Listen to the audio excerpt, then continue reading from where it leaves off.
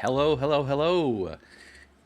It is April 22nd, and man, it has been a long, long time since we did one of these. But I just felt the urge to go live. If you're in the chat room, those few of you, and you can hear me, if you could let me know that my microphone still works. I'm sure since the last time I did this, a lot of things have changed. I had to reset up a couple different things in my live stream setup here. But if you could let me know if I'm coming across loud and clear, that would be awesome. Um, yeah, since the last time we did this, it's been, oh man, something about months. We've changed. A lot of different stuff has happened. I've gotten some new guitars. Uh, I I have gotten a new setup here to kind of do some of the live stuff. If you subscribe, something's supposed to pop up. Also, am attempting to go live to both YouTube and Twitter at the same time. So if you're on YouTube, say hello, and if you're on Twitter, say hello as well. Just so much stuff going on that I figured like I should get on here, talk about what's happening in May, talk about what's happening in our Discord, maybe have on a special guest. We got a couple people in the chat room. That would be good. I got a new roof for my house. That's right. It's there's Kirk in the chat. Hey, Kirk. Yeah, got a new roof. Got all sorts of house stuff going on. Probably could have cost me, a couple really fancy guitars. I do have my fancy water here. So I think we're all set to go. I wanted to talk about a couple different things today. First and foremost, I wanted to kick it off with some dramatic news. Everyone's doing a video about Kirk Hammett. I've been a Kirk Hammett guy for a long time, so I figured I should weigh in on that, right? And then, got a 7-string, got a nice PRS McCarty. Maybe I'll show those off here. I got them right behind me.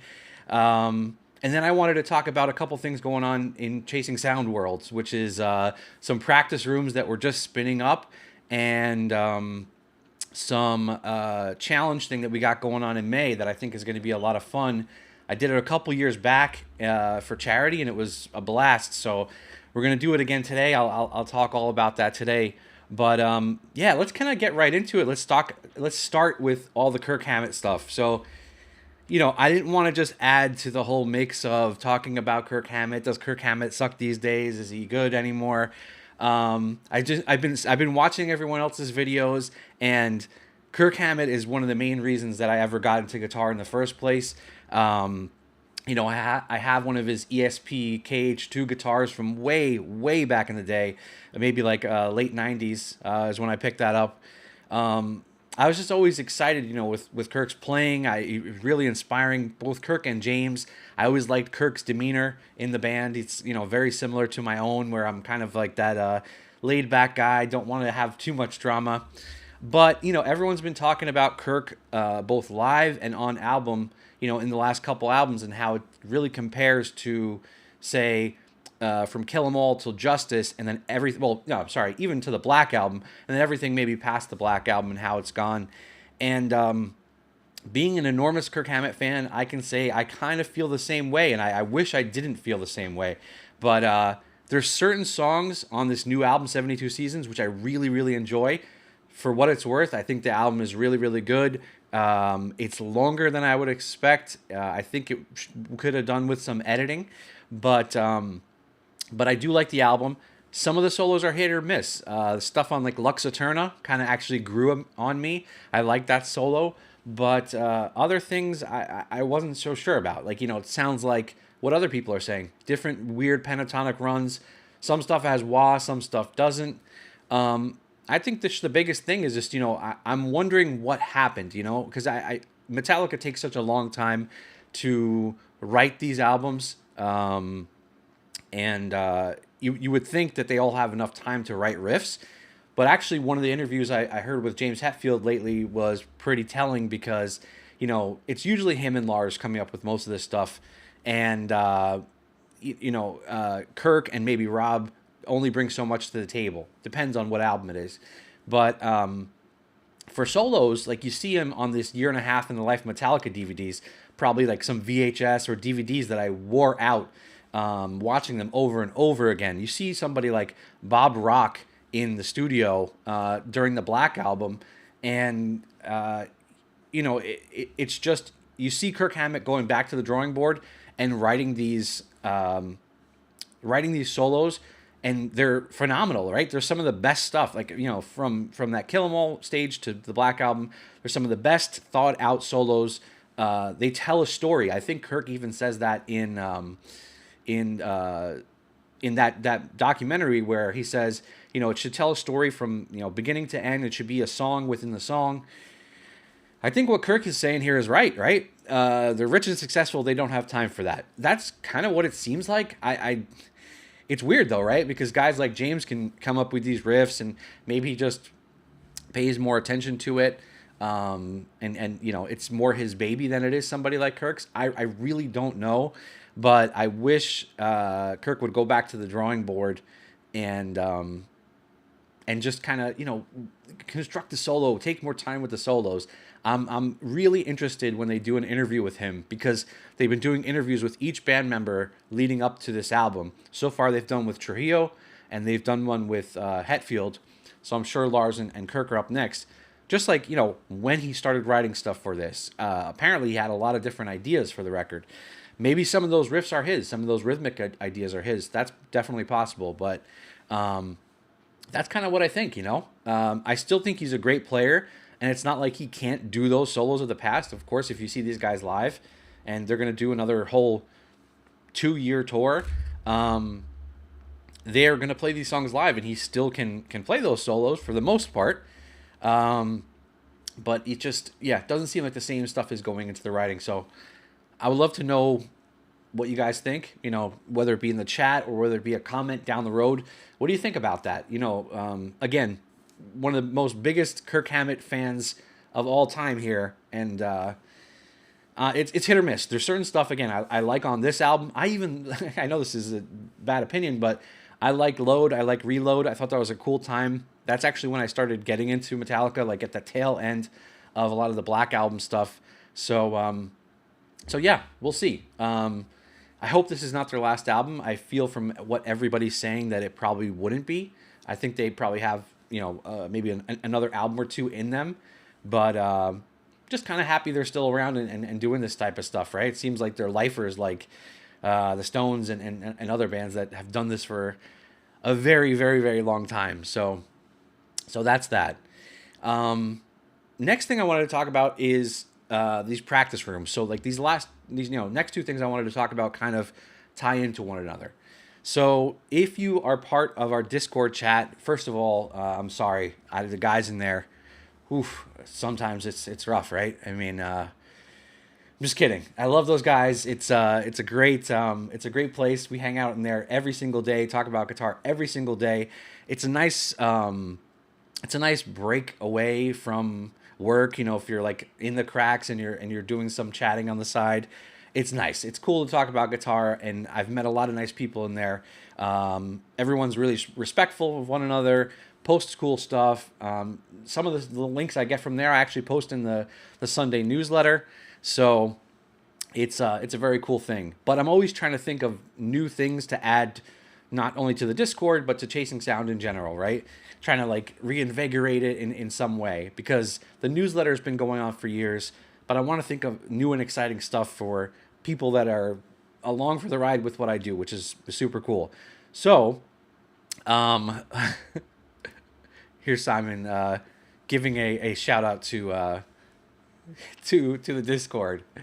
But no, it's a really great place. A lot of people with a lot of nice guitars. Guard your wallet if you go in there, because you're probably going to be spending money in one way or another, whether that be on a guitar or a pedal or an amp, or definitely some sort of course or book. You will be losing your money pretty quick if you head to there. So the reason I made these practice rooms for the Discord, there's 3 of them right now. They're audio only channels. I hadn't done any audio only channel in the Discord before. Everything was always text. Discord was always made as a gamer platform,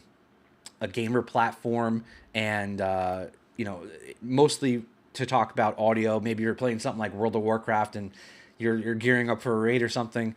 But yeah, for me, I always like to text chat I like to categorize it in different ways, maybe talk about gear in one channel, talk about music recommendations in another channel, and so on. So when I was growing up, when I was going to school for music, before I went to recording school, I actually went to school for guitar over here in New Jersey. Went to go study classical guitar and jazz guitar over at New Jersey City University, over in Jersey City, New Jersey. And one of the coolest things about that experience when I was younger in my college days, now that I'm an old man and got grays in my beard, but in my college days, one of the coolest things about going to that school was, in between classes or like even after school, you would walk throughout the school and there would be these practice rooms, and every practice room would have something like a piano in it, a chair, and a music stand, and that's it. And I don't know if that was, based on the budget of the school or based on something else, but it was kind of cool to just go into one of those rooms, be away from everybody for a little bit, put your sheet music up on the stand, and just go to town, right? There was no distractions. I don't even remember what type of phone I had back in those days. But that's what the practice rooms were all about. Going in there by yourself and just committing to doing practice. And I think that's the biggest thing, talking about the Discord, I think that's the biggest thing that some people miss sometimes, people that don't join our Discord, right? Is that they feel like, they can talk about gear all day, but like how much time are you actually putting into learning your instrument? I feel like a lot of people don't really focus on that, and they're more about being seen as a guitarist, but not actually putting in the work to be a guitarist, right? And people play guitar for their own reasons, but if you're looking to get good, and if you've learned from all these big guitarists in the past, they'll all say the same thing. You have to put in the hours to get good. That's just plain and simple. So anyway, back to the practice rooms thing. It would always be cool to go into that practice room and really dedicate yourself to that. But another benefit of these practice rooms at college was that you could hear other people practicing. You always would have like a little window, rectangular window on the door, and whether you're practicing guitar or piano or saxophone or violin, you could always see in there and say, "Oh man, like these people are really working on it." And if you look through the window and somebody said hello, you would just be like, "Hey, can I join in with you?" And that's the second benefit of these practice rooms. What I'm hoping will happen with them is that it's a virtual way of, saying hello to somebody, and maybe you get to work on something with them. Maybe you get to work on a riff with them or see what they're working on.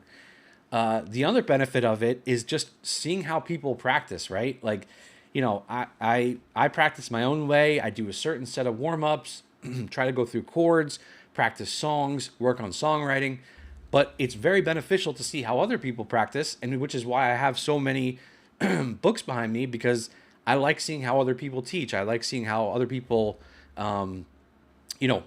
write guitar parts and practice their instrument. So that's another benefit. And the other thing, there's a lot of benefits to this. The other thing is working in public, right? So not only is it cool just to do that, but like, if you practice on your own, great. And I know some of us might get a little nervous to play in front of others, but if you practice in front of others, you'll get that constructive criticism. Like I said, everybody in that chat room so far has been really, really nice. And if they aren't, they've gotten the boot so far. And there's only been so many of them. But that's another benefit, is that creative, constructive criticism based on what you're doing, right? So that's it. That's what I'm going to try to do with these practice rooms. Make them a virtual place for people to hang out, for people to practice, people to interact with each other, maybe write songs with each other and everything. So that's the practice rooms. I don't know if you're into them, you think it's a good idea or a bad idea, but I've just got such a good feeling from my college days about how cool it was physically in person that I feel like the virtual stuff will work too. The only thing I didn't mention was like how it will work, right? So I'm still getting to grips with that myself. Basically, what you can do is just go in there and make sure your microphone is on and practice. That's one way. The other way, and this is something I'm going to try to set up myself, is when I usually do guitar lessons, I use this program from Rogue Amoeba called Loopback. And what Loopback lets you do is create a bunch of virtual devices to make them one sound device. So, for instance, I'm using this Rode Podcaster microphone, but I also might want to use my Focusrite interface at the same time to output audio into Discord, or to input audio into Discord. So Loopback is a really, really cool program. If you ever need to combine devices, go check them out on Rogue Amoeba website. I've used at least 4 or 5 programs from them in the past. Audio Hijack, Piezo. I'm using Sound Source from them for all my volume-related things on my Macs. So really, really cool company. I love them. They're awesome. Go check them out. So that's kind of how to get to grips with the whole practice room thing. I hope you'll check them out. Simon's saying that he will. I will hold you to that to see if you'll do them. And Simon, let me know in the comments if you want to jump on this live stream, because I'm going to talk about only one more thing. But I would love to talk to you even here on the live stream, see if it still works, number one, and talk to you about guitar stuff before I sign off. But the last thing I wanted to talk about is guitar related, and songwriting related, is the songwriting challenge in May. So I mentioned I did this a couple years ago, and what happened was I made it a month-long challenge, super, super easy, just to commit to songwriting, right? We're here in the spring. Hopefully we have some time, and it's just a good experience. And that's why I think the practice rooms in tandem with this challenge are going to be really good. Maybe you're in there and you're working on some song ideas and somebody can give you some advice. I think that'd be super cool. So here's how it works. Here's how it worked for me last time, at least, right? And the overall benefit about this challenge is just to get that first song out of the way. Whether it's good, whether it's bad, does not matter. As long as you do it and just get it out of the way, that's the biggest push that I think will get you songwriting more and more throughout the time. Kirk is saying, songwrite, I'm excited for this part. Go check out Kirk. Kirk, if you want to drop a link to your YouTube channel in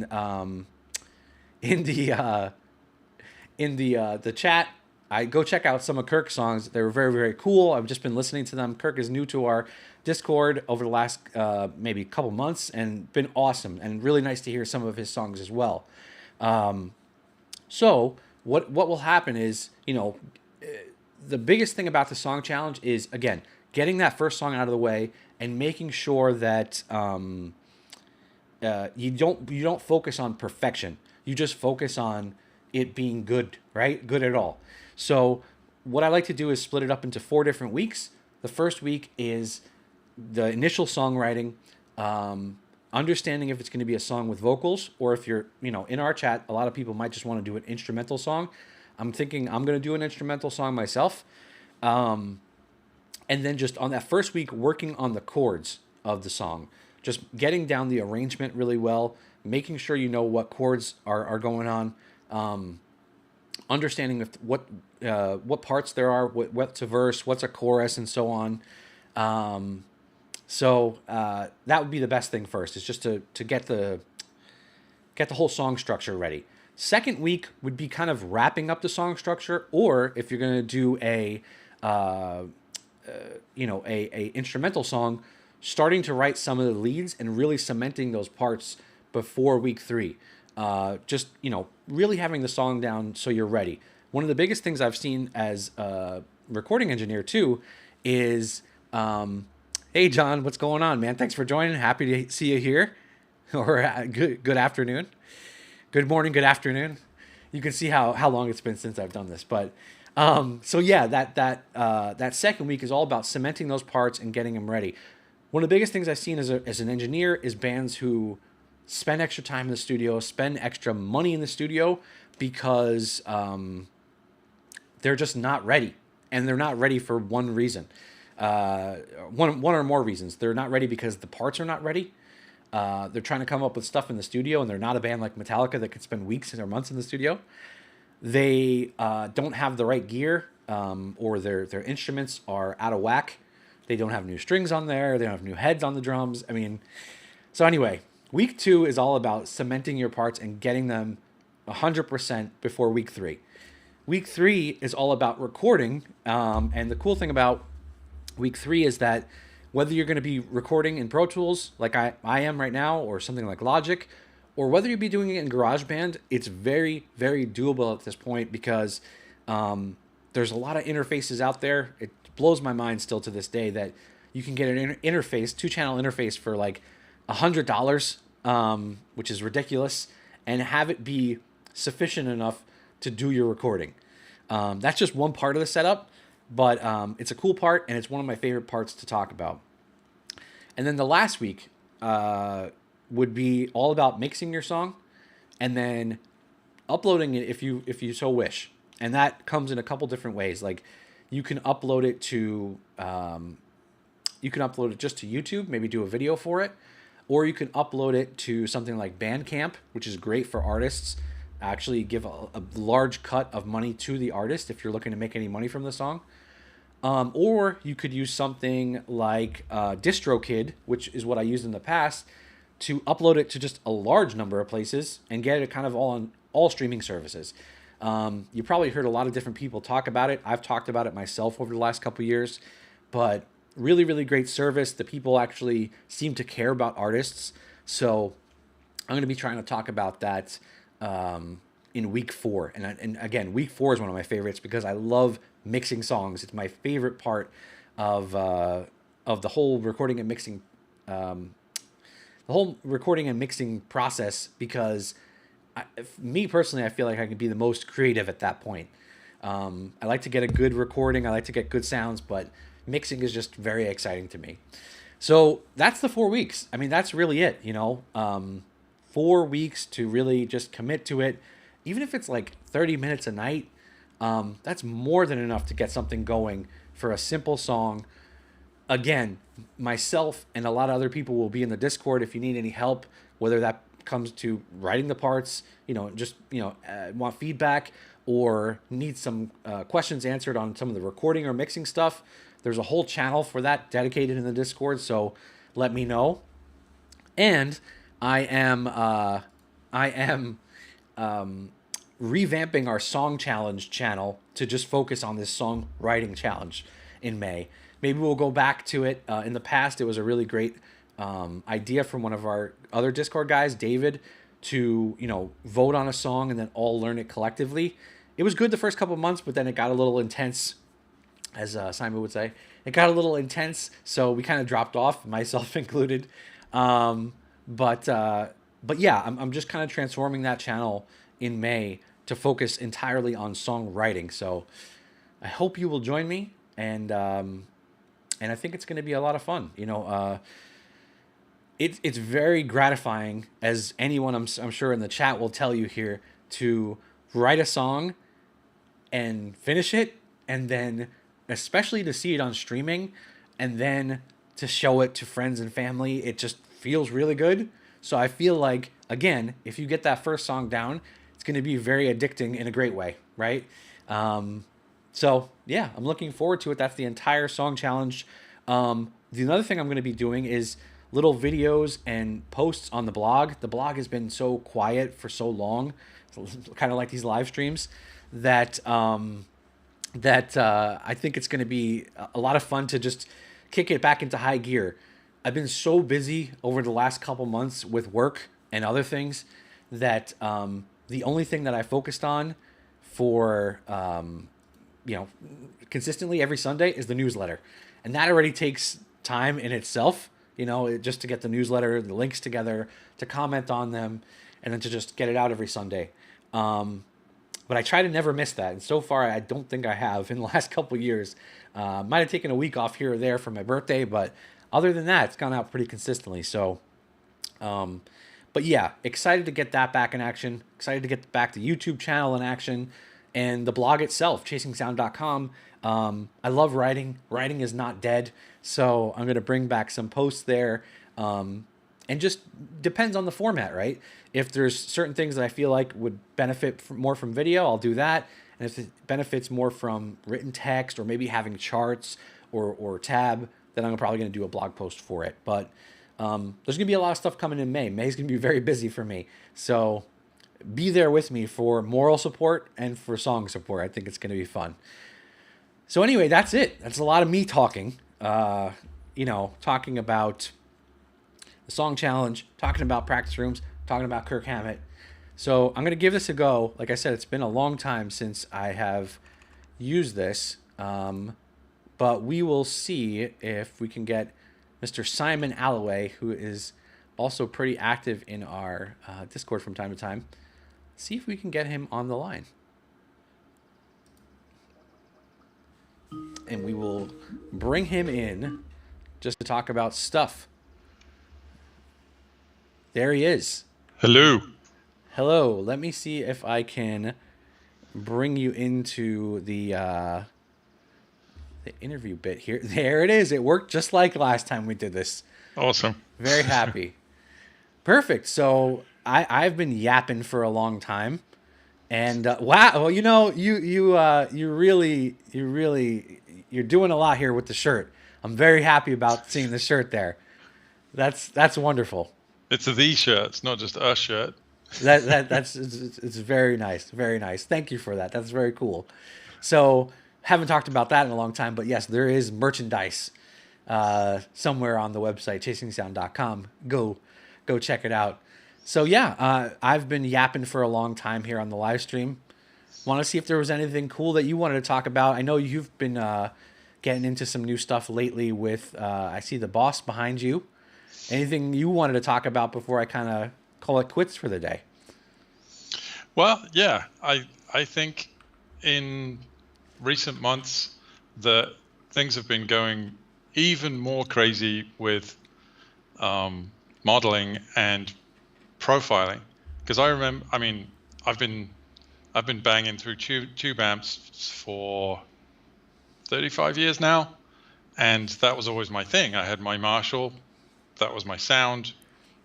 It was a 40-pound huge box, but it sounded great, blah blah blah, tubes, blah blah blah. And then I remember the Kemper profiler coming out. Remember that? Oh yeah. But it was like a $1,800, $2,000 device, but it sounded great.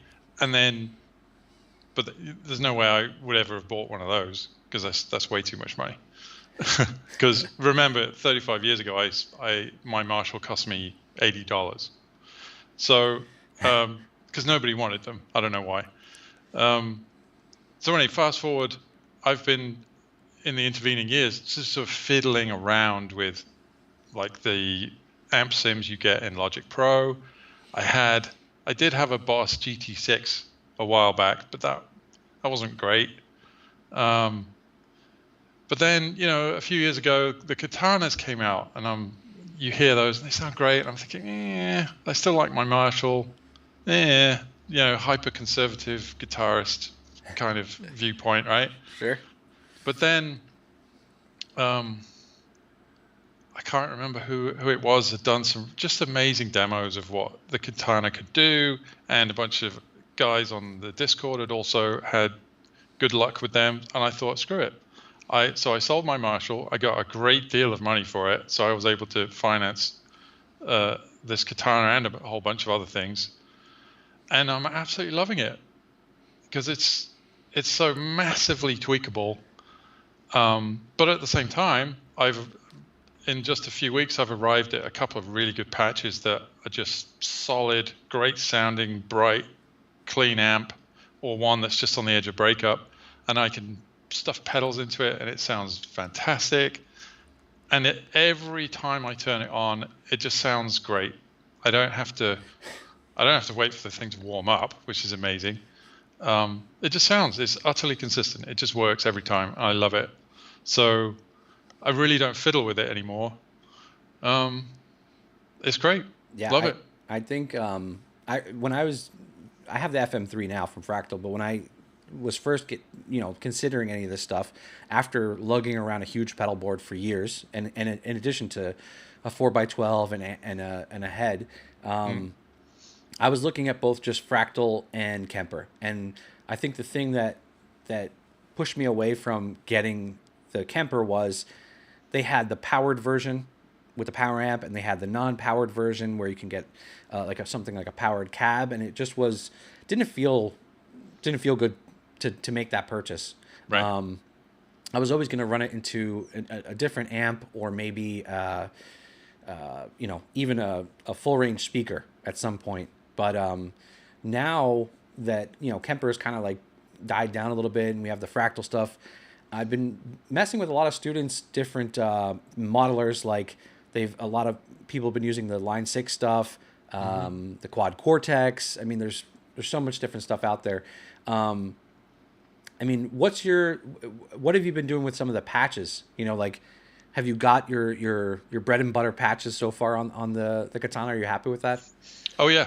There's using the clean amp because you get a variety of amps, and Boss being Boss, they won't sort of commit to them being supposedly modeled after anything in particular.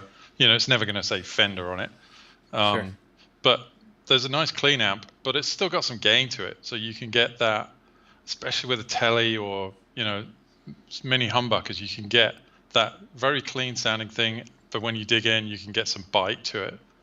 The EQ works so well as well. It's not, again, I'm used to my Marshall, which its EQ stage was a token. Yeah, it really didn't work all that much. You had so little control because it's old designs, right? Stuff designed in the 30s, 1930s. So yeah, the EQ really, really works. And then you get to add in a boost, which is essentially just like having an OD pedal of some kind, and they've probably got 10 different types. You can just stuff that into the front of this thing, and oh man, it just sounds amazing. It just sounds so good. I can't see there, but what cab are you using with it right now? Are you just going direct, or? Well, both. That's a 2x12 cab I built 25 years ago now. So it's just plywood with a pair of Celestians in it, G12 75Ts or T75s, whatever they are. I got them off eBay for next to nothing. Nice. They came out of a Rivera. Oh, okay. But they're Celestians. You can't go wrong with that. So I've been using that cab. It's open back, so you can still get that sort of 4x12 woof, that lovely low end thump to it. Yeah. Yeah. And I see Grogu's at the top, so I mean that must influence the tone in some way. Of course. Right. Yeah. With that hand he uses to control everything. Yeah. Anything? Any new guitar? I know you're tinkering all the time. Any new guitar projects or pickup projects or anything you're working on? Well, yourself? actually, in recent weeks, I revisited 3 of my guitars because I was getting a problem with fret sprout. Sure. On the edge here, so now I can actually run my hand down here and there's no blood. Nice. Whereas, because in Chicago the winters get so ridiculously dry that the rosewood shrinks. So yeah, using the appropriate sets of files and being exceptionally careful. I wasn't doing like a full level and crown or anything like that, just working on the edges.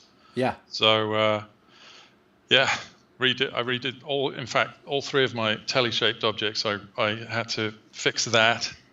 One remaining I need to do is my Koa Super Strat. Nice. This one's really, really badly sprouted. Like, that's physically painful to do that. You can feel it's impossible to see on a camera this small, but something this small. But yeah, and these are stainless steel as well. So, and with it being maple, you can't use the same techniques to resolve it as in running a file up and down the side. Because I really don't want to have to respray this neck. So, yeah. I need to come up with a better way of doing it that is not going to involve respraying the whole damn thing. So, unfortunately, I haven't played this one much. That's a beautiful guitar. I remember commenting on it a couple times. I like that guitar. It is lovely. It's chambered. It's Koa top, mahogany back, and awesome. It's chambered for weight. and this is a bird's eye maple neck. These are all from parts from Warmouth. It was our 20th anniversary, wedding anniversary in 2020. So my wife got a nice diamond ring, and I got this. Very cool. I think that's a good trade right there. Right? I think that's perfectly appropriate. Yeah. I think that's gonna be. I mean, I probably got to cool it for guitars for a little bit. I'm gonna show mine in a second, but I think that's gonna be my next sort of thing, is just to put a Telecaster together, because Oh yeah. I have a thin line telly right now. I like it, but I just want a more bread and butter sort of telly that has its own particular sound. Yeah. Yeah. I know last time we were on, we talked all about setting up guitars, working on your guitars. I think that's, something that people shouldn't be so afraid of these days, just getting to grips with some of that stuff. Yeah, absolutely. I think that's, again, another benefit of the Discord, because there's so many people in there that are like yourself and other people like Kirk, who just recently joined, who are building guitars, working on guitars, that really know what they're doing. So yeah, that's another benefit. Yeah. Let me go show, I have both guitars here. Let me show off the 7-string. Yeah, do that. So just put some strap locks on it. Here it is. It's the Mark Holcomb from Periphery. Here it is in walnut. That's a lovely finish. Yeah, pretty bare bones though, right? Like, I mean, I'm not looking for anything fancy. It has the pickup selector switch on there, as opposed to the Gibson style. Right now, have it set to low B, just low B, and then standard. Nice. And it's been awesome. I mean, it has these Seymour pickups in there that are from him. I think he's changed them on the most recent, like 2023 design, but they're just very, very clear. And I've been, like I said, I've been running it through the Fractal, and I've been using their 5153 model, which is a take on the Eddie Van Halen 5150 series heads, and it just sounds really, really, really good. Right. I got it from a store in Wisconsin for less than $700. I think it goes for $1,100. So yeah, Wow. I had That's a great deal. Right? I had messed with a 8-string for a long time, an LTD 8-string, which I'm selling if anyone wants to buy an 8-string. It was just too much for me. This neck is already super, super wide. That was even more so, and I just wasn't playing enough songs or writing enough songs with that low string. The B, though, I'm playing a lot of songs. I was looking to get playing a lot of songs with this guitar, so it's been fun. Like I said, just got strap locks on there too, and yeah, it's been a lot of fun. But since then, I've also gotten this, which is my McCarty. This is my fancy PRS. Just single cut. As anyone could tell you in the Discord, I did a crazy amount of here we go. It's like a modern version of that. You're very much right. Yeah, exactly, right? And that's the type of color scheme I was going for. Yeah. Yeah, I love it when it's like a deep blood red around the edge, Yeah. just like yours. Exactly. I don't know. Like I just always have loved that. I was kind of like back and forth between this color or like more of like a tobacco burst and everything, but Nah. yeah, I can't beat the classics. No, exactly. And I've been wanting a PRS, like a proper PRS, for a long time. I have the Silver Sky SE, which I think is a great Strat killer. Whether you're in the UK or whether you're in the US right now, I think that's like $700 or $800. Really, really great guitar. Definitely very close to being on par with its American counterpart that I played in stores. I played both of them side by side when I was picking up the SE version. That's something I want to talk to you about actually too.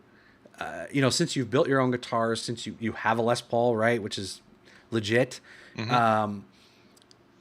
I just feel like there's such a stigma, right? Like, I mean, I got this guitar because I wanted an American-made PRS, and I feel like the quality's phenomenal. in a different way, I feel like that Silver Sky is fantastic. You can get a ton of stuff done if you're looking for that tone. I feel like there's such a stigma around sub brands like Squire or LTD or the SE version of PRS, that people are just hesitant to pick them up, or they always want to get the real thing. I just want to know if you had any comments on that, and I have comments on that.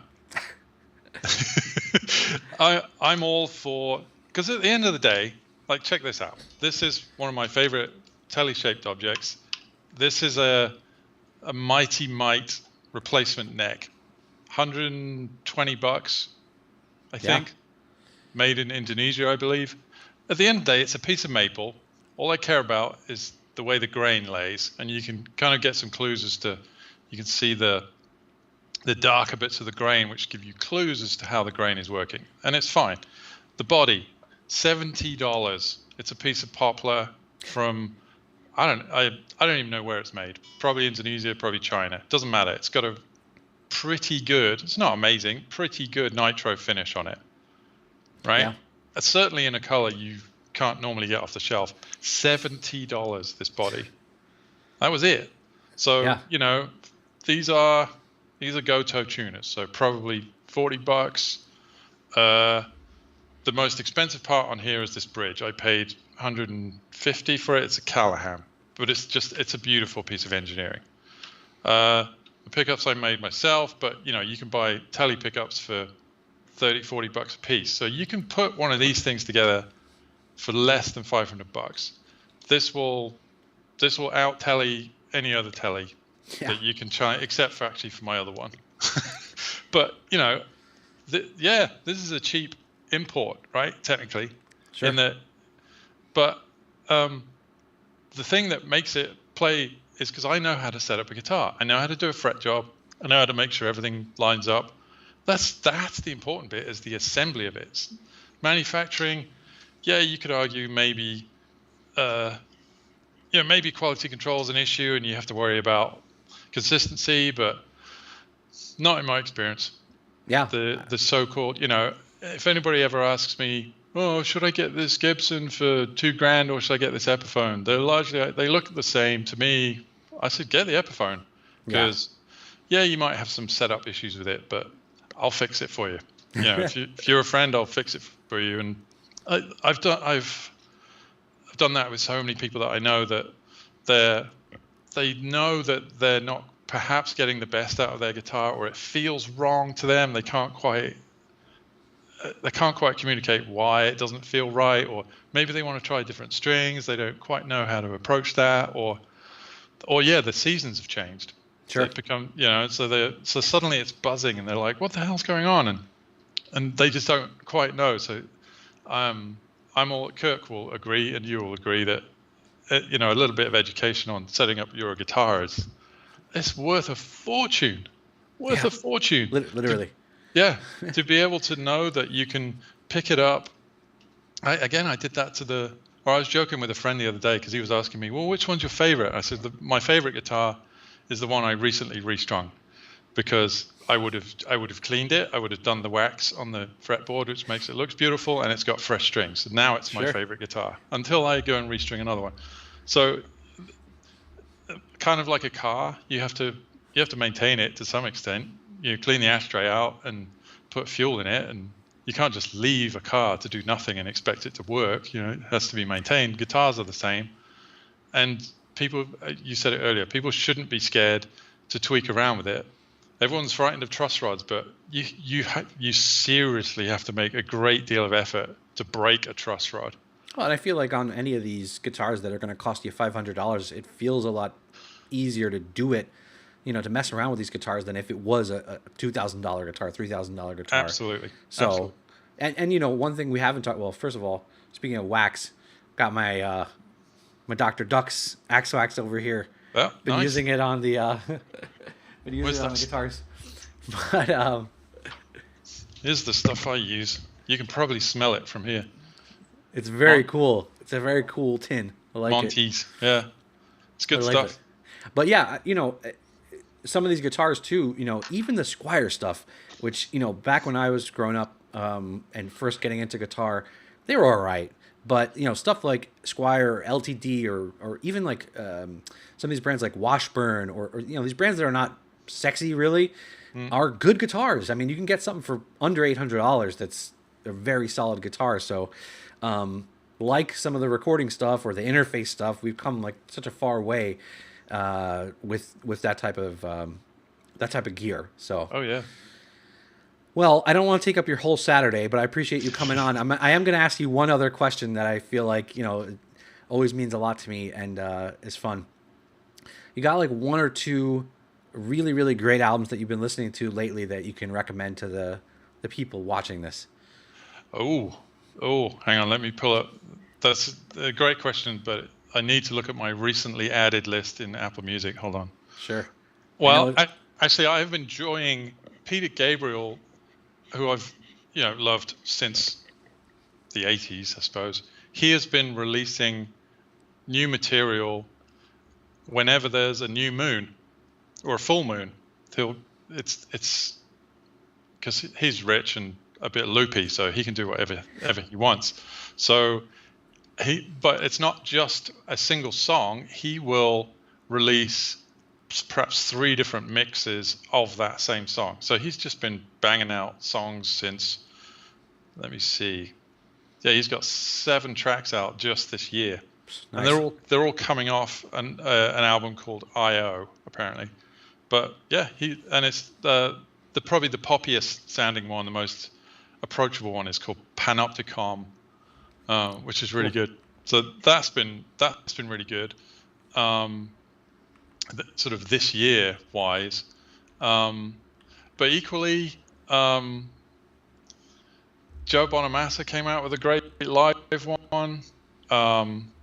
There's a jazz album that I've been listening to, Greg Spiro, called The Chicago Experiment Revisited, instrumental jazz, which isn't everybody's thing, but I love it. It's perfect because I sit here every day writing code at work, so it's perfect for that. That could be like considered your life, the Chicago Experiment at this point, right? Yes, quite right too. Cool. Awesome. Well, yeah, no, I'm going to check some of those out. And I think for me, I know I've been mentioning it a lot in the chat. I think one of the real reasons I wanted to get that 7, is for some of the periphery stuff is nice and fun and heavy. But really, that new Martin Miller album, I think it's like 5 tracks. I got the tabs for it. And the Guitar Pro tabs for like $10 right now, which is a pretty good deal. $2 a song. It's called Maze of My Mind.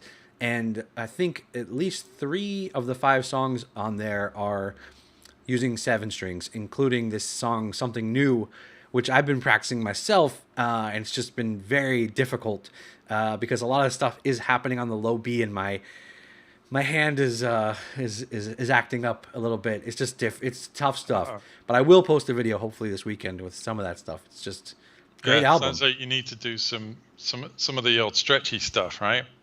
It's just the gauge of strings is, man, I'm not used to playing on it so much, and like, maybe you'll be fretting and your middle finger will be hitting that low E every once in a while for different chords, or your index finger.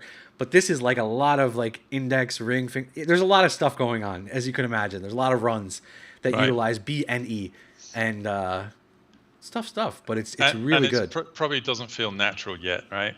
Not at all. Even looking at the tabs, sometimes your brain, and especially going back between 7 and 6 string tabs, doesn't feel right.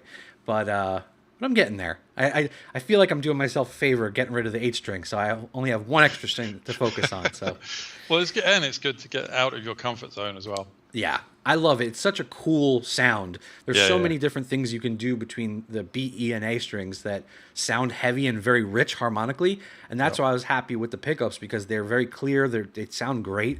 So it's a very fun guitar to play. It's very cool stuff. Nice.